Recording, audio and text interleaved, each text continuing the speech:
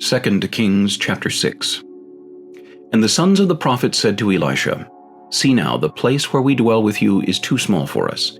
Please, let us go to the Jordan, and let every man take a beam from there, and let us make there a place where we may dwell." So he answered, "Go." Then one said, "Please consent to go with your servants." And he answered, "I will go." So he went with them. And when they came to the Jordan, they cut down trees. But as one was cutting down a tree, the iron axe head fell into the water, and he cried out and said, "Alas, master, for it was borrowed." So the man of God said, "Where did it fall?" And he showed him the place. So he cut off a stick and threw it in there, and he made the iron float. Therefore he said, "Pick it up for yourself." So he reached out his hand and took it. Now the king of Syria was making war against Israel, and he consulted with his servant, saying, "My camp will be in such and such a place." And the man of God sent to the king of Israel, saying, "Beware that you do not pass this place, for the Syrians are coming down there."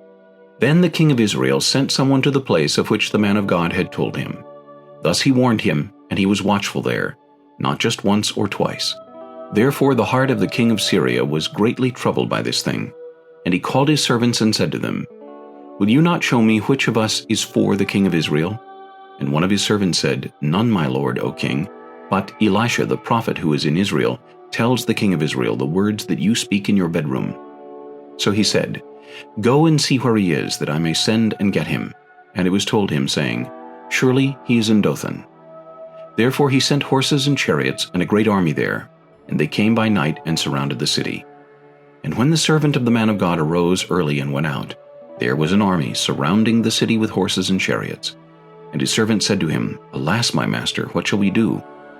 So he answered, "Do not fear, for those who are with us are more than those who are with them." And Elisha prayed and said, "Lord, I pray open his eyes that he may see." Then the Lord opened the eyes of the young man, and he saw. And behold, the mountain was full of horses and chariots of fire all around Elisha. So when the Syrians came down to him, Elisha prayed to the Lord and said, "Strike this people, I pray, with blindness."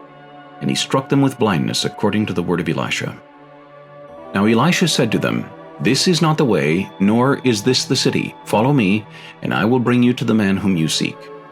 But he led them to Samaria. So it was, when they had come to Samaria, that Elisha said, "Lord, open the eyes of these men, that they may see." And the Lord opened their eyes, and they saw, and there they were inside Samaria. Now when the king of Israel saw them, he said to Elisha, "My father, shall I kill them? Shall I kill them?" But he answered, "You shall not kill them. Would you kill those whom you have taken captive with your sword and your bow? Set food and water before them, that they may eat and drink and go to their master."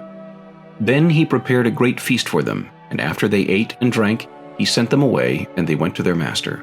So the bands of Syrian raiders came no more into the land of Israel. And it happened after this that Ben-Hadad, king of Syria, gathered all his army, and went up and besieged Samaria.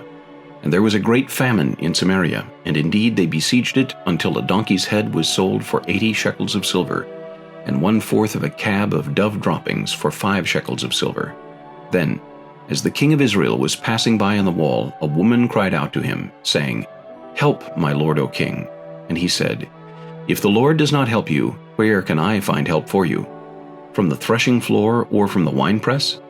Then the king said to her, "What is troubling you?" And she answered, "This woman said to me, 'Give your son, that we may eat him today, and we will eat my son tomorrow.' So we boiled my son and ate him. And I said to her on the next day, 'Give your son, that we may eat him.' But she has hidden her son."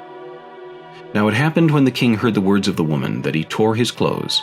And as he passed by on the wall, the people looked, and there underneath he had sackcloth on his body.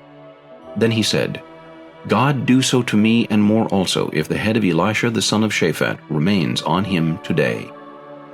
But Elisha was sitting in his house, and the elders were sitting with him. And the king sent a man ahead of him. But before the messenger came to him, he said to the elders, "Do you see how this son of a murderer has sent someone to take away my head? Look, when the messenger comes, shut the door, and hold him fast at the door. Is not the sound of his master's feet behind him?" And while he was still talking with them, there was the messenger coming down to him. And then the king said, "Surely this calamity is from the Lord. Why should I wait for the Lord any longer?"